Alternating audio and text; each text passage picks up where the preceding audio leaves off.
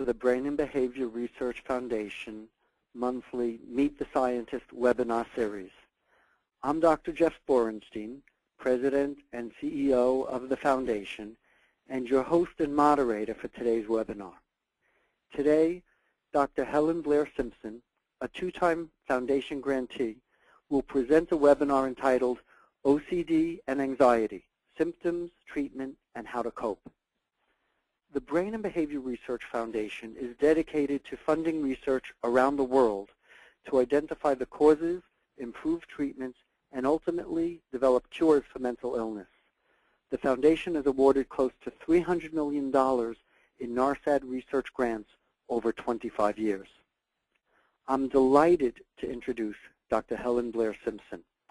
Dr. Simpson is a professor of clinical psychiatry at the College of Physicians and Surgeons at Columbia University, attending psychiatrist at Columbia-Presbyterian Medical Center, and director of the Anxiety Disorders Clinic and OCD Research Program at the New York State Psychiatric Institute.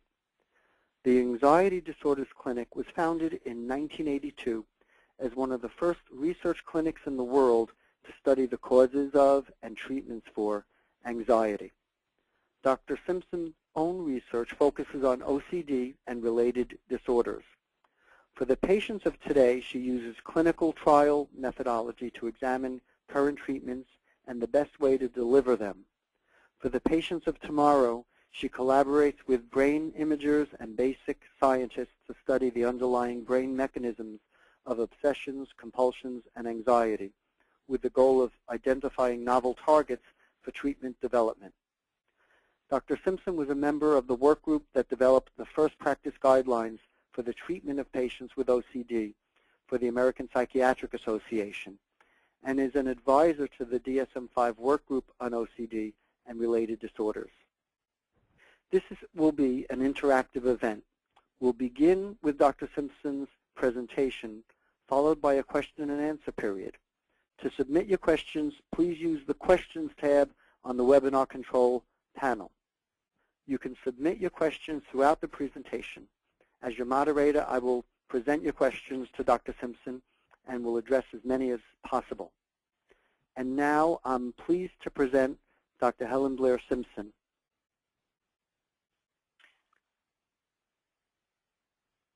Hi, Jeff. This is Blair Simpson. Hi. And I know Jeff because he interviewed me once before, and I'm hoping we can call each other by our first name. Yes, absolutely. Okay, great. So I am really pleased to be here today and really happy to be a Brain and Behavior Research Foundation awardee. And as Jeff said, I direct the Anxiety Disorders Clinic here at Columbia University and the New York State Psychiatric Institute. And my particular expertise is in OCD. And what I've been asked to do today is talk about OCD and what we know about what it is and how to treat it. And I'm happy to do that. You're going to see, I think, on the screen, just check me, an opening slide with a picture of many of the people on the OCD team here. And at the bottom of the screen is our website if anyone wants more information about us. So my talk, I'm going to structure, let me make sure I can, there we go. I'm going to give a very brief introduction to anxiety disorders because people often ask me, how are anxiety disorders and OCD related or different? Then I'm going to very briefly introduce the OCD research program so you see the scope of the things that we do.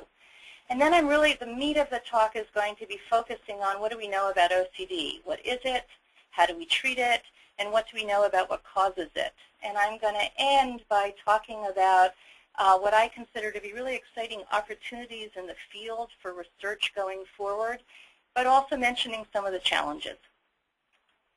My next slide is showing you financial disclosures because I think it's important when you speak with anyone that you know, are there any conflicts of interest? And so what I want to explain is that primarily I'm funded by the National Institutes of Mental Health.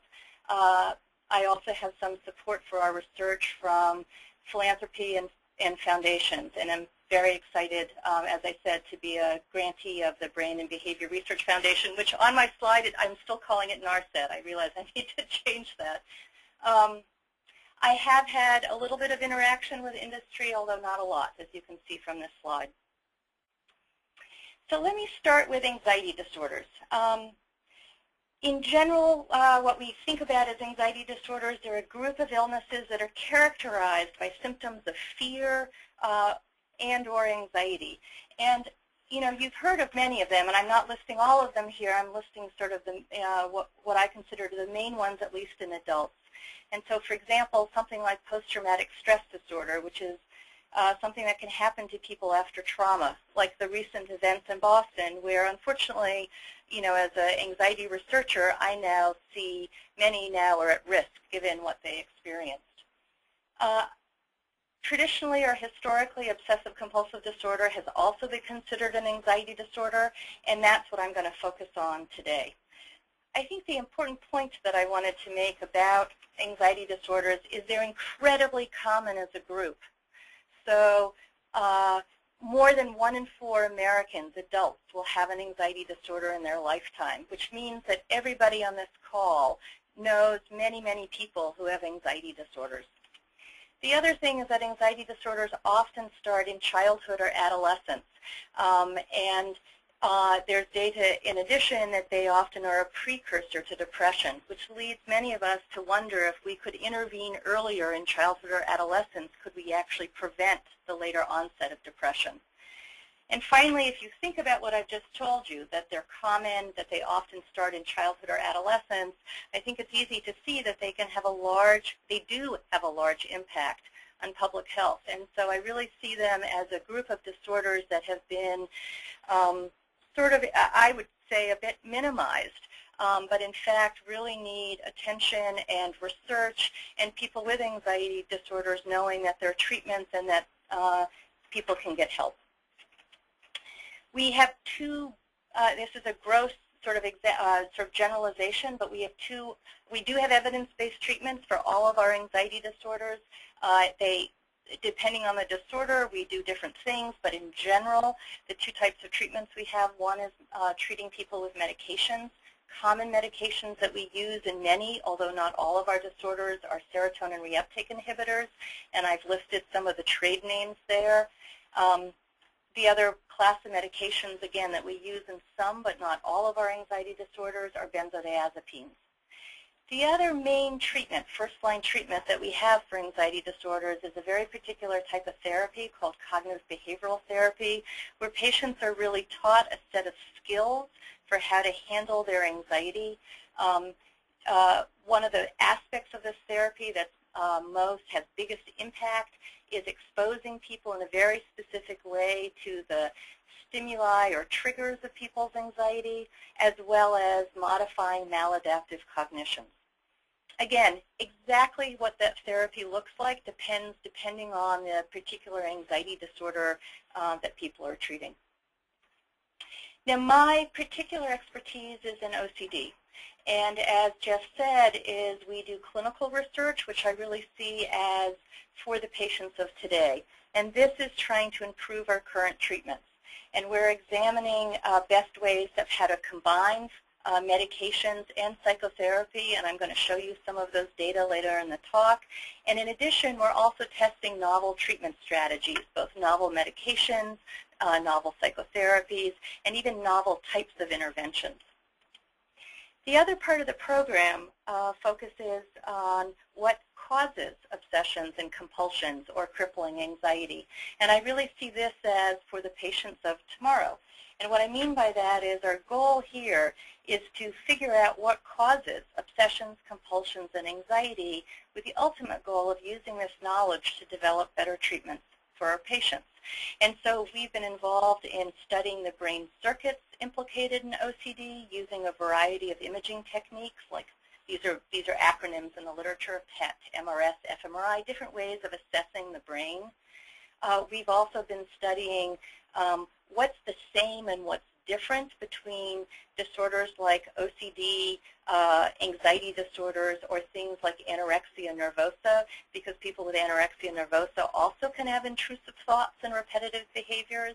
And finally, we've been collaborating with basic scientists who've been developing animal models to try to pinpoint the cellular and molecular mechanisms underlying these behaviors. And this is my opportunity to give a shout out again to the Brain and Behavior Research Foundation for their support of pilot projects that help launch this new research.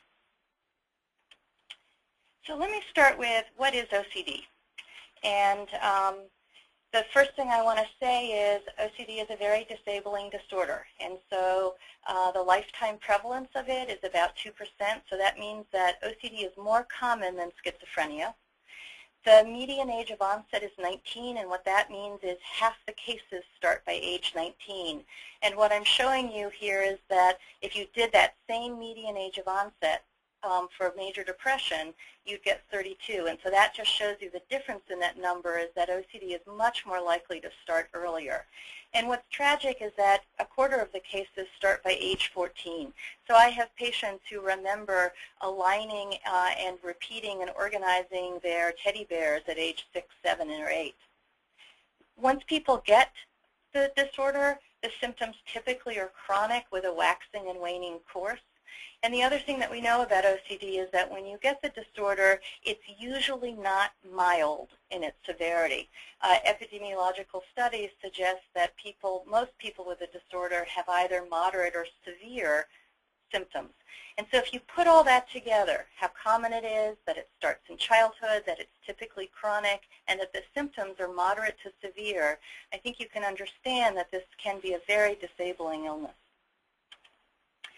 The hallmarks of OCD are obsessions and compulsions. And what do I mean by an obsession? So an obsession has been defined as a repetitive thought, impulse, or image that's intrusive, inappropriate, and distressing. So these are not thoughts that are pleasurable. These are thoughts or images that, if you will, pop into people's brains and generate a lot of distress. They don't want these thoughts. They don't want these images.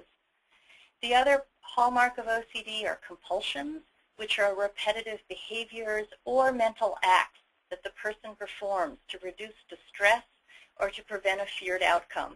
So there are many different types of compulsions, but just to give an example would be, for example, the person who had intrusive thoughts or obsessions about contamination with repetitive behaviors or compulsions of washing to try to reduce their distress that in fact they just touched something, for example, that might contaminate them. And again, to have OCD, the symptoms must be distressing, time-consuming, and impairing. To be given a diagnosis of OCD, typically your symptoms have to be at least an hour a day, although many of my patients spend 3, 5, 8, or all day long obsessing and compulsing. There are a lot of different associated features. So that's the simple version of OCD, but then OCD can look a lot of different ways. And what I mean by that is, first, that there are many different types of obsessions and compulsions that people can have. And these have been organized in different sort of themes, which have also been called symptom dimensions. So for example, some people have a theme of harm. So their obsessions and their compulsions are all about harm befalling them or befalling someone else. And their compulsions are about trying to reassure themselves that that harm didn't actually happen. So for example, this might be the person who's terribly afraid that they have run someone over with their car, and so they can't make it easily through intersections in the city here in New York City where I am, because each time they go through an intersection, they have this intrusive thought that maybe they've run someone over. And so their ritual would be to go back around and around the block to try to reassure themselves that nothing bad happened. That would be one example. Another theme is contamination, as I already mentioned it to you, although there are many different forms of contaminations that people can have. Taboo thoughts is another theme, and these are really intrusive, unpleasant, distressing thoughts, usually about sex or religion, with compulsions to try to reassure themselves that they didn't actually or aren't going to act on those thoughts. Symmetry and arranging is yet another theme. These are often people who have to have things just so or lined up correctly. And finally, another theme has been hoarding, which is people who are excessively collecting things and can't get rid of things. this is maybe something we can talk about in the question and answer period, because there's now increasing data that there's a version of people with hoarding behaviors that really it's not OCD. It's considered today by us who work in this area as a different sort of disorder. And maybe we can come back to that. The other thing that we know about OCD is that it's not only anxiety that people can experience when they have those obsessions. Anxiety is common, and people can have such anxiety that they can have panic or anxiety attacks. But in addition, some people don't have so much anxiety. They have a sense of tension or this sense of it's just not right until they actually complete their compulsion in a certain way. And finally, and yet another affect that some of our patients describe is an overwhelming sense of disgust. Another feature that I wanted to highlight is that, in fact, people with OCD also can have a range of insight. And what I mean by that is some people can say to me, I know I'm not going to get ill if the word cancer pops into my head, but I can't stop myself from doing a checking ritual to reassure myself, even though rationally I know that just because the word cancer popped into my head doesn't mean I'm going to get cancer. Whereas other people really can have quite variable insight about whether they believe their OCD fears or whether they're going to come true. So I've had patients, for example, who when I've gone with them on the New York City subway, they really for a moment can lose any sense of rationality about whether touching the pole on the subway is going to cause them to die or not. And finally, there's a small subset of people with OCD who really have no insight and can look as though they're psychotic, but in fact what they have is OCD. So more my point here is that people can have a range of insight. Many people with OCD have good to fair insight. Some people have poor insight, and a subset have really absent insight. But what I've seen is over the trajectory of the illness, this can really change. And it's more common when people are in their first getting OCD or in childhood or adolescence that they don't understand that these thoughts aren't actually really true. The other thing that's very important is that OCD often comes along with other disorders. And so in the community, people who aren't seeking treatment, they might have just OCD. But in treatment-seeking populations, in fact, it's very common for people to also have depression and other anxiety disorders. There's a group of people with OCD might have tics or Tourette's disorder in childhood, sometimes with attention deficit disorder as well. Sometimes people with OCD, you'll see in their family or in them disorders that have been called part of an obsessive-compulsive spectrum, and these can include eating disorders like bulimia or anorexia or nervosa, trichotillomania, which is a disorder where people pull out their hair, skin picking, where people can pick their skin repetitively to the point where they can disfigure themselves, or something called body dysmorphic disorder. And the exact relationship between these other disorders and OCD is still an area of great study. And finally, I wanted to flip it the other way as well, because there might be people on the phone who are listening who are interested in schizophrenia or autism or bipolar disorder. And we also know that people with those disorders have a much higher rate of OCD than would be expected by the 2% lifetime prevalence. And so, for example, in schizophrenia, depending on the study, as many as 12% of people will have as well a diagnosis of OCD. And my point here about emphasizing that that OCD can often come along with other disorders is that's important if you're a clinician or a patient listening, because your treatment will have to be modulated and tailored depending on which of these other disorders you have. It's also important for someone like myself who's interested in research and what causes these disorders, because it's gotten us very interested in what is the relationship at the level of the brain between these different things that in our clinical manual look like they're separable categories. like schizophrenia and OCD, or tic disorder in OCD, but in some cases there's at least a partial overlap, and what does that mean at the level of the brain? And the positive of that is that means that what we learn about OCD may not only help people with OCD, but might also help teach us important things about all of these other disorders as well. Now, sometimes people get nervous when I talk about OCD, and so I think it's important to, or it can get confusing what is and what isn't, so I think it's important to highlight what's not OCD. And so all of us have intrusive thoughts from time to time. So for example, if you've ever gone to the top of a tall building and had a split-second thought of, gee, what would it be like to jump, or even had an image of that, that's not an uncommon experience. As well as many of us will know people who have repetitive behaviors. So for example, have you ever checked your door to see whether it's locked more than once? So intrusive thoughts and repetitive behaviors occur in all of us. That isn't OCD. Again, to have OCD, it has to be time-consuming, impairing, highly distressing. In those of us who don't have OCD, we might have this intrusive thought. It comes into our head. We might notice it. We might not. And then we just sort of think, well, that's sort of an odd little thought.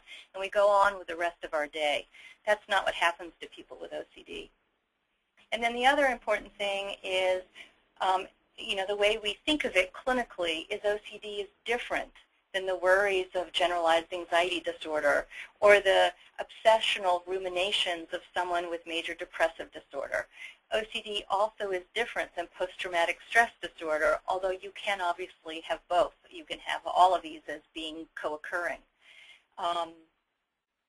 Again, maybe we come back to the topic of OCD versus what's now being called hoarding disorder. And I want to also point out that there's something called obsessive-compulsive personality disorder, which we also see clinically as quite different than OCD, and some of our research suggests it's also different at the level of the brain.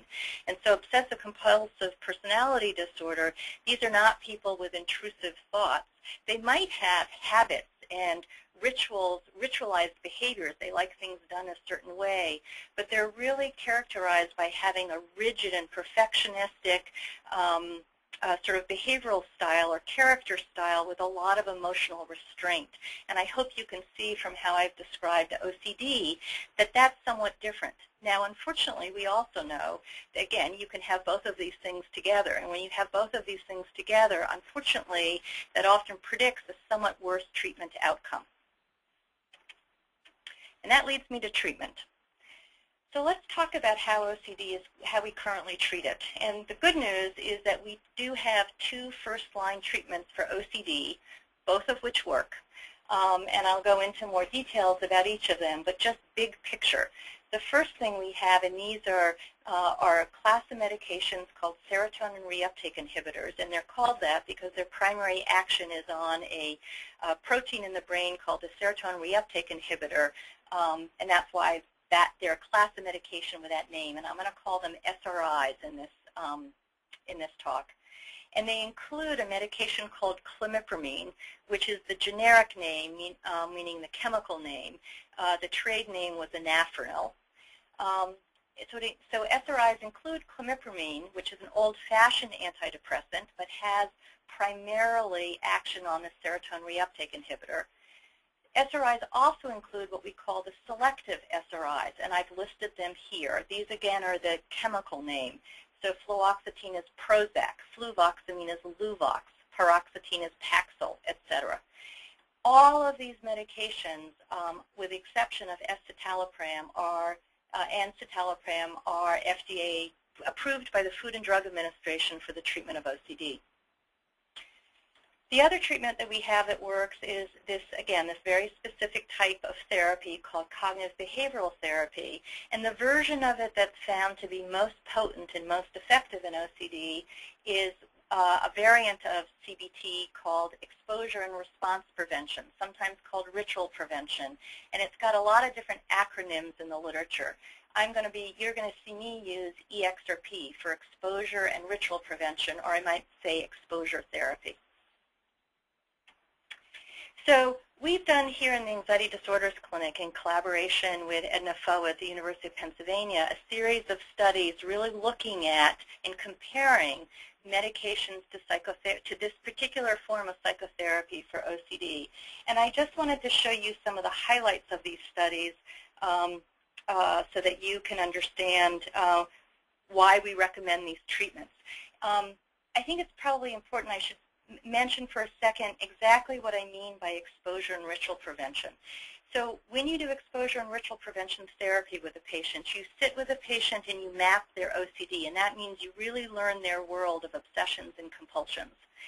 Then you design with them live confrontations of their of the situations that that generate their fear, and imaginal confrontations of what they think might happen. And you also coach them in how to not do their rituals. And you do this therapy in a very structured way, usually 17 sessions, sometimes delivered over a month, sometimes delivered over 2 months. And there's homework and home visits. And the goal here is to break associations that the brain may have made between this stimulus causing anxiety, as well as to sort of correct the beliefs that these situations are actually fearful. So here's the first study that we did, which I'm showing you on this axis, the y-axis, OCD severity, and a higher score is worse. The scale goes from 0 to 40. 16 and above is usually a score where we recommend treatment. So this is moderate to severe OCD as you go higher.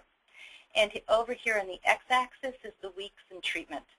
And what I'm showing you is that if patients who got a sugar pill had very little change in their symptoms over 12 weeks, patients who got clomipramine had a nice decrement in their symptoms, but patients who got this exposure therapy, either with or without the clomipramine medication, had the most dramatic decrease in their symptoms, and the therapy was delivered intensively in this study over 4 weeks, and then they maintained their gains out to 12 weeks.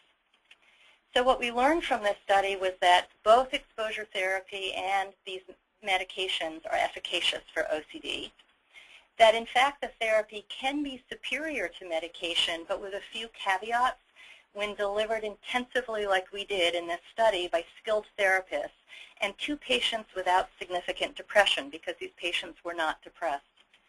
And finally, to our surprise, the combination was not clearly better than the therapy alone in this study, but the 2 treatments were started together, and the exposure therapy was delivered intensively. And yet what most patients get in clinical treatment is the medication alone first, because it's easy to get, it's much more accessible, and it's not time-consuming.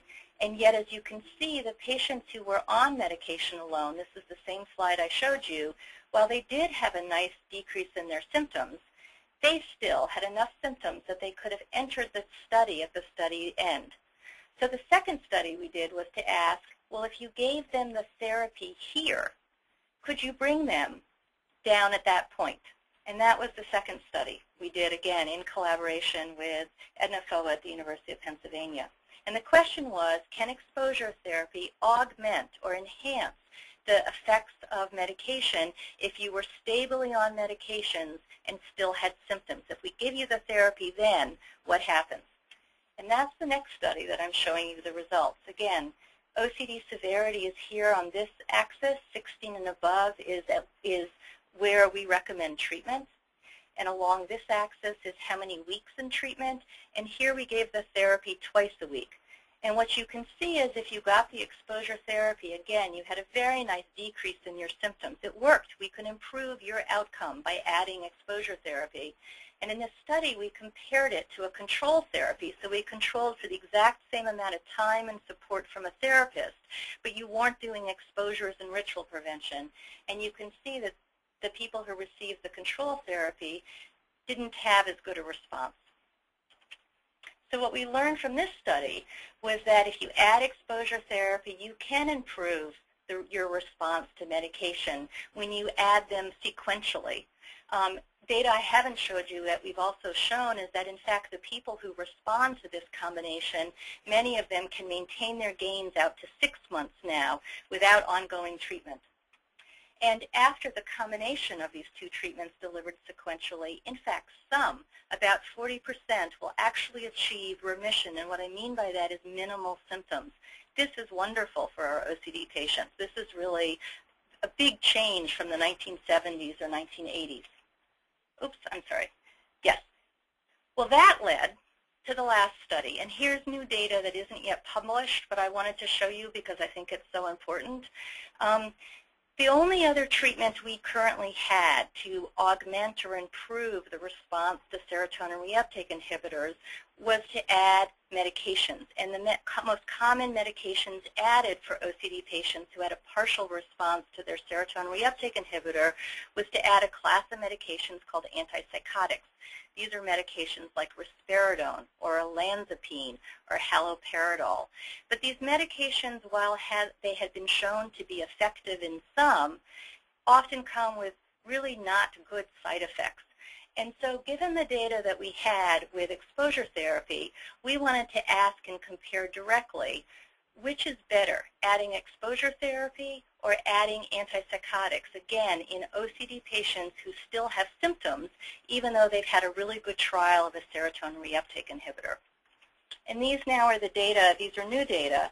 Again, I'm showing you OCD severity here on the y-axis. 16 and above is considered when we would recommend treatment. Here is the treatment week. You see almost identical findings of if we add exposure therapy twice weekly, we get a nice decrease in symptoms.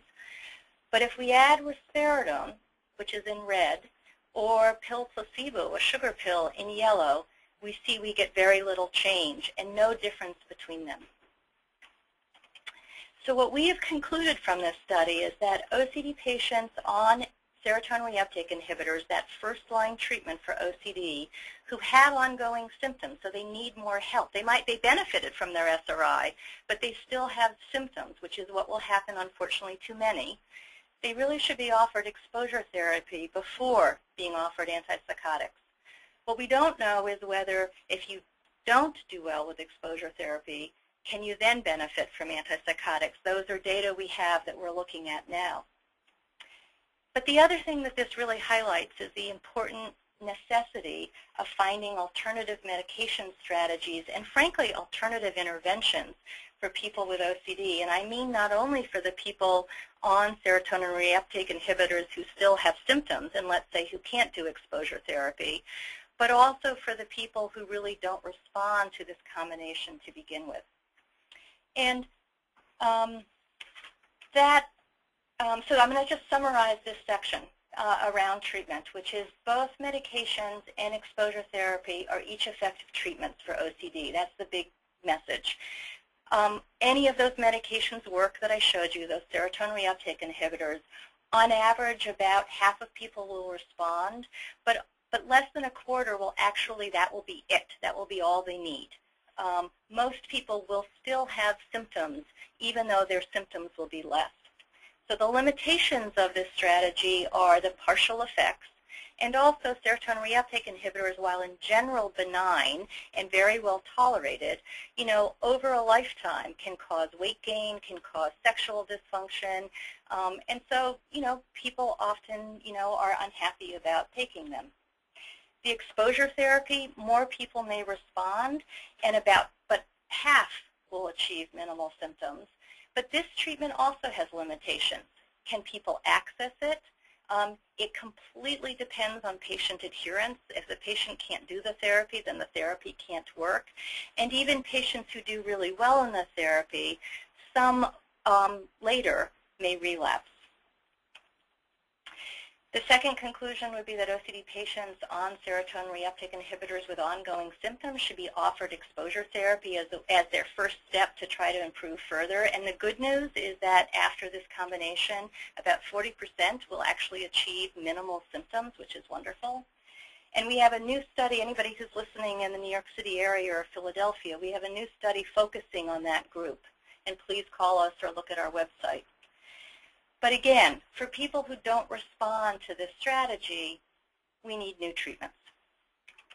And that leads me to address at the end what causes OCD, because many of us in the field believe that one of the best ways to try to think about designing even better treatments than we have now is trying to figure out what causes obsessions and compulsions. And if we knew that, maybe we could design even better treatments than we currently have. And there are many things that I could talk to you about now, because there's a lot of excitement in the field and a lot of different interventions that we're looking at. But in the interest of time, I'm going to highlight one story. But let me start with big picture. What causes OCD? And when someone says that to me, I think of it two ways. First, there's how does the brain produce obsessions and compulsions? And so any behavior that we do, that I'm talking with you today, my brain's allowing me to do that. And so likewise, if I had obsessions and compulsions, my brain is causing those obsessions and compulsions. And the working model in the field is that obsessions and compulsions are caused by specific brain circuits that are not functioning properly. And I'll show you a picture of these areas on the next slide. But I just want to point out that's a very different question than what I would call etiology, which is how did the brain develop this problem in the first place? And that's a much broader and a bigger question, because there are probably many ways that the brain developed that abnormality.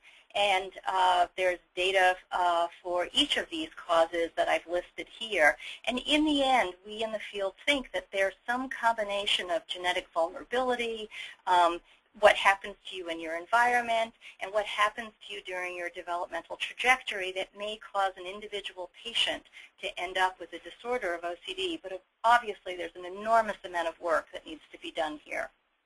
The easier problem, really, is how does the brain produce obsessions and compulsions? And there's been some progress. So here I'm showing you a side view of the human brain. The front of the brain is here, the back of the brain is there, and the brain has many different parts to it.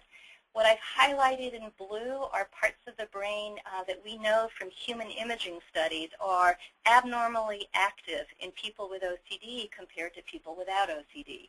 And these brain areas include the orbital frontal cortex, the anterior cingulate cortex, a part of the basal ganglia called the striatum, and the thalamus. And these areas are connected to each other in a loop. And the working model is that there's a hyperactive brain circuit in people with OCD. And that's really focused people on how to, from a treatment point of view, are there ways that we can intervene with that loop, or are there ways that we can normalize the abnormal activity in that loop? Now, I want to emphasize, though, that just because we find abnormal activity in an imaging study doesn't prove causality. It doesn't prove that this abnormal activity has actually led to obsessions and compulsions. So I want to highlight the data from a junior faculty member that I've worked with, Susanna Mari, and she actually went to mouse models to actually test whether abnormal activity in that loop, in fact, can cause OCD-like behaviors.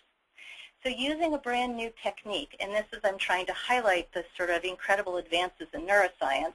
So there's a brand new technique which is called optogenetics, where you can stimulate specific circuits in the brain using light. She stimulated brain circuits from the orbital frontal cortex to the striatum, that same part of the loop thought to be involved in human OCD. And what she found was that brief stimulation of this one pathway over several days led eventually to excessive grooming behavior in the mouse when the mouse was not being stimulated. And I'm showing you that here on this graph, where you see a mouse who was the control mouse in which this loop was not stimulated, and the mouse who over days had an increase in grooming behavior. And again, this was when the stimulation in that circuit was not turned on. So if you will, in essence, she caused a repetitive behavior, if you will, an OCD-like behavior, by disrupting the activity of this specific brain pathway. Moreover, she went on to show that when she gave the mouse the same medications that we use to treat OCD, serotonin reuptake inhibitors, that this excessive grooming behavior went away. So it's studies like this, these imaging studies looking at what are the brain circuits that underlie OCD, that has led to a real resurgence in interest in the field in medications that might actually alter this circuit. And I just want to highlight that that's led to great interest in medications that modulate the glutamate system. So glutamate's a chemical in the brain that brain cells use to communicate with each other. It's the major excitatory chemical in the brain, and it is in fact the excitatory chemical that's used in that exact loop from the orbital frontal cortex to the striatum. And what I'm showing you here is a schematic of a brain cell, what's called the presynaptic cell and the postsynaptic cell, and the little space between the cells where glutamate is released from this cell, goes over to the edge of this cell, interacts with receptors on that cell to communicate a message. And I put in color is lots of different medications that we know from animal studies that interact with the processing of this glutamate signal in brain cells in our brain. And these include medications like riluzole, minocycline, memantine, ketamine, and we and others have been studying the impact of these medications in people with OCD and on their OCD symptoms. And I just want to highlight results from one study. And this is from Dr. Carolyn Rodriguez's work, who's a junior faculty member here at Columbia. And she's one of the people examining the effects of medications that modulate glutamate. And here I'm showing her preliminary data in OCD patients, half of whom received a saline infusion and half who received an infusion of a drug called ketamine, which is known to modulate glutamate activity. Here is severity of obsessions on this axis, with a higher number being more obsessions. And what you can see is that during the ketamine infusion, there was a dramatic decrease in the obsessive symptoms that persisted in some up to 1 week. And so we, of course, are very excited by these findings because it may be it is the first time we have a rapid-acting intervention for OCD, which is something of great importance to patients. But exactly how it works and how to use it and who it works for, these are all the questions that need to be answered. But the story highlights how translating back and forth between animal and human studies can lead to new treatments. And it also shows the value of an interdisciplinary team because together we can do much more than the sum of our parts. And I just want to end by highlighting then both these opportunities. I really feel like the field of psychiatry in general and the field of anxiety disorders and OCD, we're at this incredible stage of being able to bring advances in neuroscience into psychiatric care and to address important clinical questions of patients using advances in neuroscience. And there are wonderful opportunities in the field. And so what's the challenge? The challenge is funding. So I think you've probably all heard of the sequester. Obviously, everyone knows about the wars that our country has been facing, as well as has been suffering. Everyone's been suffering from the downturn in the economy. And that has a direct impact on research dollars at the National Institutes of Health and the National Institutes of Mental Health, which is why the Brain and Behavior Research Foundation in its philanthropy has been so critical in general to the field in initiating so much of the research that I've talked about today, but plays an even more important role today than any before because research dollars are so difficult to come by. And I'm just going to end by saying, again, we are fortunate at Columbia. We are funded by NIMH. We have current ongoing studies. We would love people, anyone who's listening in the tri-state area, or if you're near Philadelphia, please call us, see if something we have to offer fits you. We have treatment studies, which can often be great treatments at no cost. And we also have biological studies looking for the causes of OCD. We can't move the field forward without funding, and again, it's a shout out to the Brain Behavior Research Foundation for funding preliminary studies in these areas. But it's also true we can't move the field forward unless patients come and work with us like a team and allow us to figure out what can we do for them that our current treatments are not doing right now. And I think that's it. And I'm happy to take questions, Jeff. Yes, Blair, thank you so much for a great presentation, one that really explained it in detail, but in a way that's accessible to the lay public, so thank you. And we have a number of questions, and one of them that's come up a couple of times relates to childhood anxiety and sort of whether or not that continues into adulthood? How do you know if, your kid should be evaluated versus not? What kind of advice would you give to a parent that may have a concern about their child? It's such an important question, and here's what I would say. If you have a child who's having anxiety that's getting in the way of their functioning in any way, even if it's hesitation to go to school, you're seeing problems sleep at home, or you're watching them avoid things out of anxiety, I'm a big believer that it's better to actually have that evaluated, particularly since one of the interventions we have is cognitive behavioral therapy, which is really skills training about how to handle anxiety. Frankly, I think we all should have been taught anxiety management skills in high school, right along with, nutrition, but we're not. And so I think that there's very little harm. The other thing I would say to parents is if you're not at the stage of taking someone to a professional, get yourself a good book, read about it, and really see whether what you think is in front of you. Schools these days are much better at knowing more about anxiety in kids, and pediatricians are much better at recognizing anxiety in kids and understanding its importance. So if you're not yet ready to see a psychologist or a psychiatrist, definitely as a parent, read about it, learn about it, and speak with your pediatrician or your teacher at school to see whether you can get a sense of whether this is at a point where treatment is really critical. I guess I would say, too, is, the thing about life, right, is every challenge we encounter is also an opportunity for mastery. And so I think the model here is bumping into problems is not the problem. It's how we cope with problems.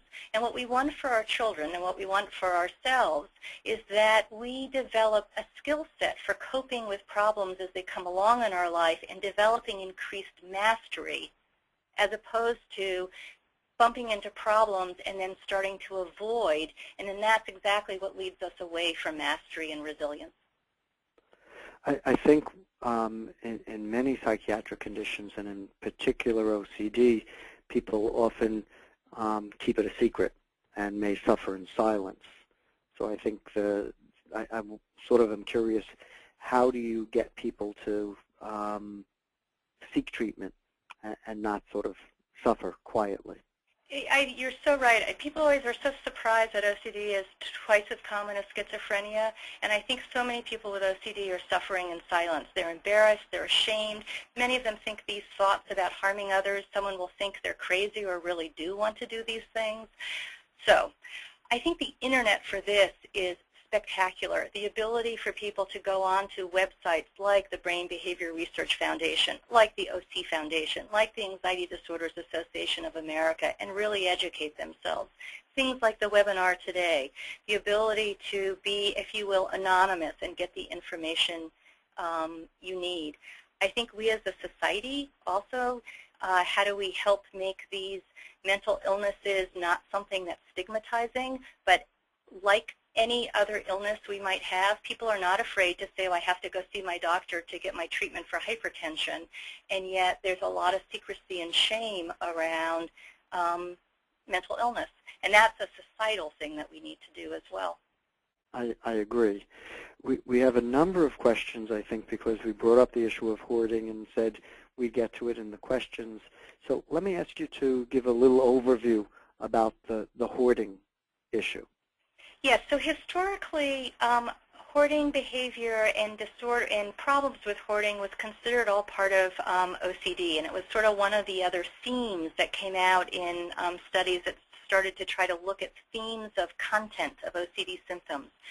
What's happened over the last, 5 or 7 or 10 years is that people with hoarding disorder do much less well in our standard treatments, and that's led to increased focus on this area.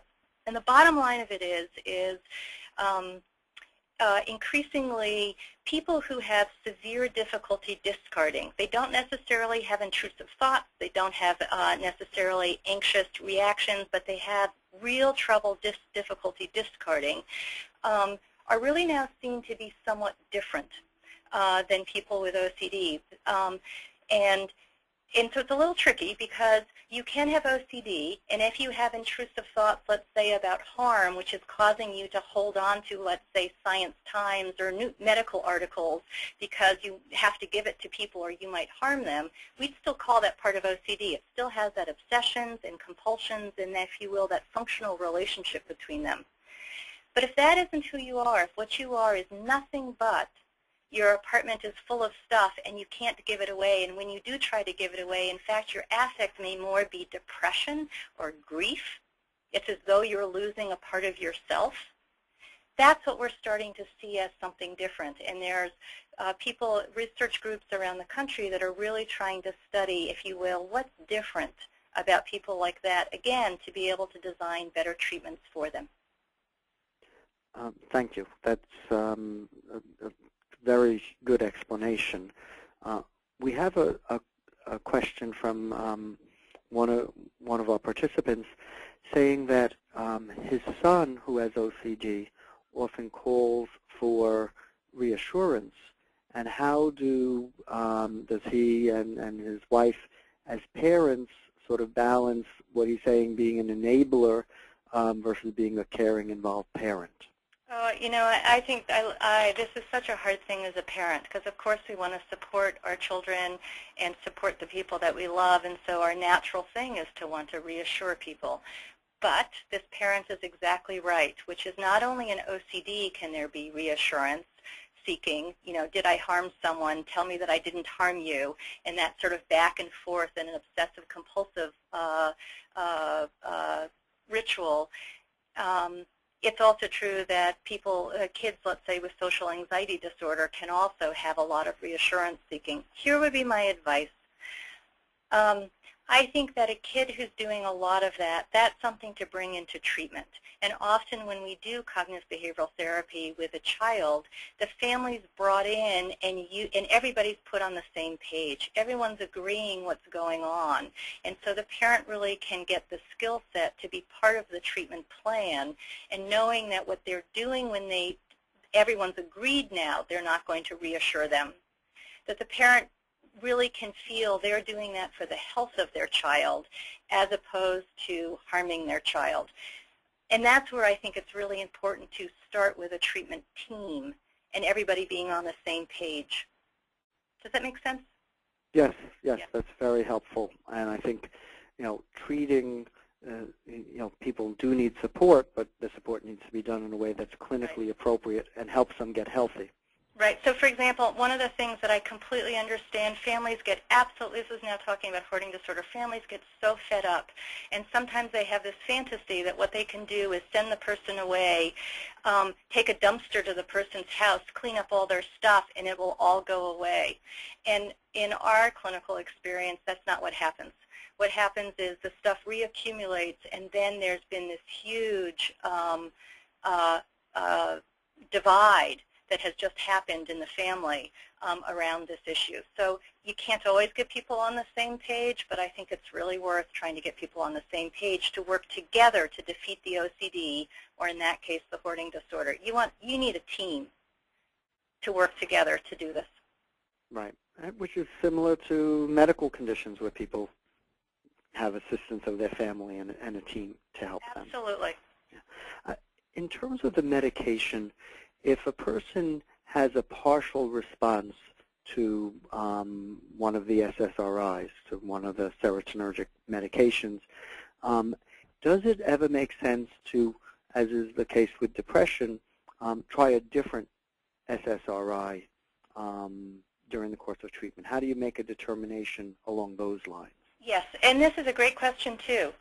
The treatment guidelines for OCD would say, start with an SRI. If it doesn't work, try another one.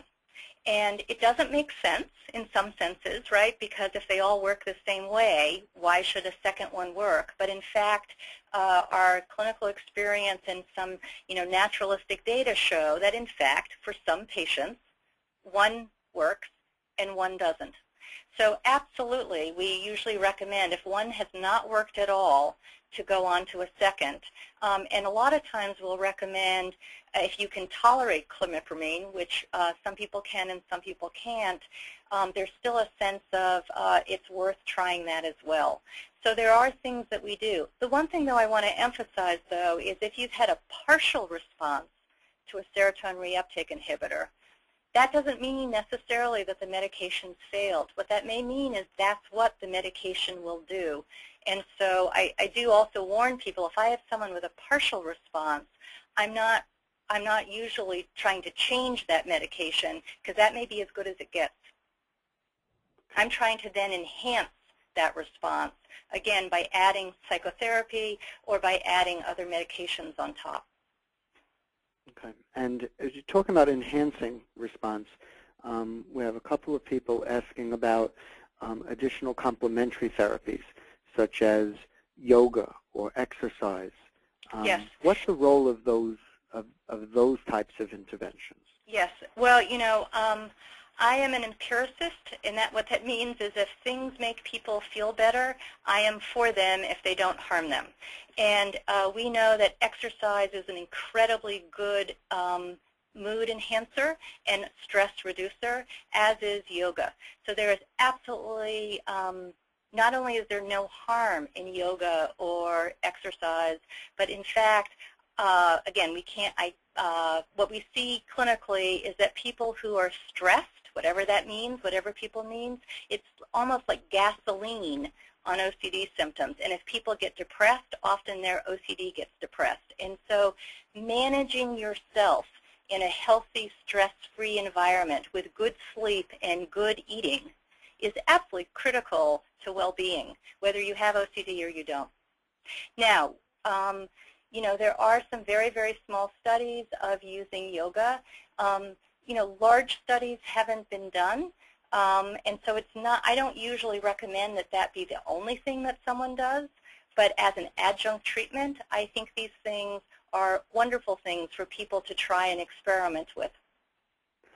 Excellent. And I agree, and clinically, I think not only, as you were saying, not only for OCD, but for other conditions, these types of added aspects, certainly reducing stress, makes a big difference in people's lives. Yes. You know, it's funny, we think about it with medical illness, so reduce the stress in your life because you have this medical illness, and sometimes we forget, well, you know, mental illness also is very stressful. So if you just reduce the other stress around you, how could it not be beneficial to what you're trying to do in terms of your treatment goals? Exactly, exactly. Blair, I want to thank you not only for your excellent presentation and answering the questions in this give and take, but also for your extraordinary work and commitment to research, which certainly is an inspiration to all of us, and very much of a beacon of hope for all of us. Well, that's very gracious. As I think you know, Jeff, you know, we're really committed to trying to make a difference. And, you know, I have lots of hopes for what we might be able to accomplish, and I hope I can accomplish them in my lifetime, or the next generation behind me who we're training as well will, you know, go on to even better things. There are a lot of people suffering, and it's really important to do something about it. I agree, and I feel very optimistic about the work that you and your colleagues and people around the country are doing, around the world are doing, with regards to brain research. It's a very exciting moment in psychiatry. It really is. Yes, no, I agree. In addition, I want to thank our audience for joining us today. The Foundation, through its research grants, as well as through knowledge-sharing forums such as this, is dedicated to improving the lives of people with psychiatric conditions. And I thank you for joining us in that mission. All of the research we fund is made possible through private donations. So if you'd like to consider making a gift, please visit our website at bbrfoundation.org or call our phone line at 800-829-8289. The webinar has been recorded, So if you've missed any portion or want to share the webinar with a friend, please visit our website, and you'll be able to see the webinar within the next day or so. It'll be up in a recorded fashion. I want to invite everybody in our audience to join us next month when we'll hear from Dr. Karen Wagner, who's a member of our Scientific Council and the director of the Division of Child and Adolescent Psychiatry at the University of Texas Medical Branch in Galveston. She'll speak to us about depression in children and adolescents, and that will take place on Tuesday, June 11th at 2 p.m. Eastern Time. Once again, I want to thank Blair and thank everybody for joining us, and wish everybody a nice day. Take care, everybody.